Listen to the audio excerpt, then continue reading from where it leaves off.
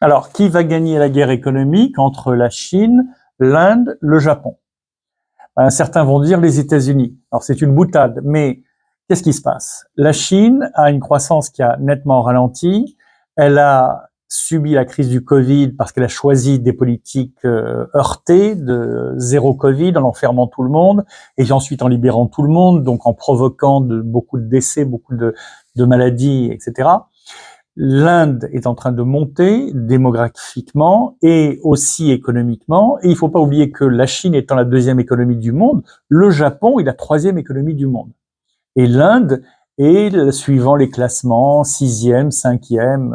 Bon, il y a juste l'Allemagne qui s'intercale entre eux. Donc, on a une rivalité réelle entre la Chine, le Japon et l'Inde. Les États-Unis ont une présence dans le Pacifique de plus en plus importante parce que pour eux, c'est un marché essentiel et ils sont très liés à l'Australie, très liés au Japon, très liés à la Corée du Sud, notamment par des accords militaires, mais aussi parce que ce sont des fournisseurs et des clients à eux. Donc, vous avez 4 puissances qui s'affrontent en Afrique.